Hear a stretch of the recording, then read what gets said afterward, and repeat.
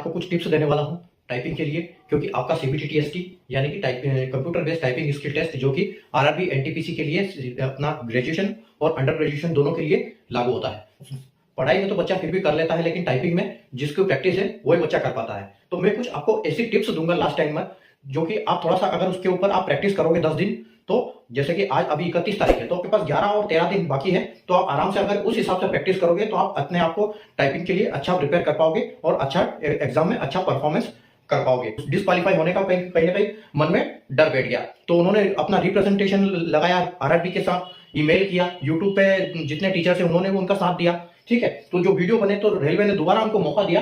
तो ये जो दोबारा जो मौका दिया, जिन बच्चों ने ऑप्ट किया है, जिसने ऑप्ट नहीं किया है उसको कोई दिक्कत नहीं है, जिसने लिंक को कुछ नहीं छेड़ा उसको कोई दिक्कत नहीं, उसका 28 तारीख वाला जो टाइपिंग है वो इवेल्युएट किया जाएगा, ठीक है। लेकिन जिसने ऑप्ट किया है तो उसको दोबारा टाइपिंग करनी है। अब वो ध्यान से सुने, उसको सेंटर जहां भी मिलेगा उसको देने जाना है। आपने ऑप्ट कर लिया है तो 28 तारीख वाला आपका ऑटोमेटिक कैंसिल हो गया है, अब वो नहीं माना जाएगा। और अगर आप 11 फरवरी को अगर आप अपसेंट होते हो तो आपको जो टाइपिंग में अपसेंट माना जाएगा। तो इसलिए जाना जरूरी है अगर आपने ऑप्ट कर लिया है तो। जो आप 5 दबाओगे, 5 डिप्रेशन, वो 1 वर्ड माना जाएगा, ठीक है। तो आपको 1500 की दबानी है और 300 वर्ड टाइप करने हैं, और वो कितनी देर में करने हैं? आपको 10 मिनट्स में, ठीक है। तो आपको 10 मिनट्स दिया जाएगा। इसमें आपकी 5% जो मिस्टेक्स होगी, यानी कि 5% के हिसाब से अगर 300 वर्ड टाइप होते हैं तो 15 वर्ड, ठीक है। तो 15 वर्ड आपके इग्नोरेबल है। अगर 15 गलतियां करते हो तो आपकी वो गलतियां नहीं मानी जाएगी, आपकी एक्चुअल जो स्पीड होगी वही रहेगी।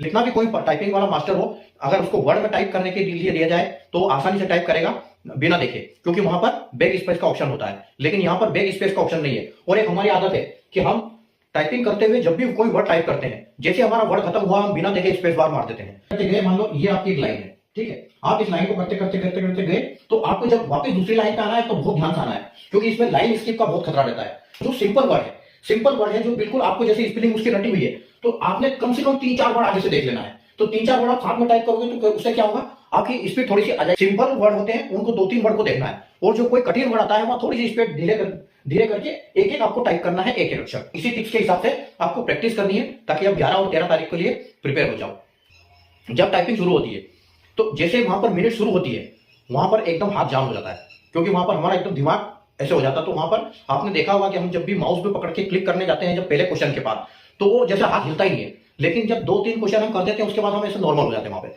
तो थोड़ा सा आपने आराम से सांस लेनी है और उसके बाद टाइपिंग धीरे से शुरू करनी है आपने, ठीक है। और टाइपिंग शुरू करने से पहले आपने 2-3 वर्ड पढ़ लेना है आराम से।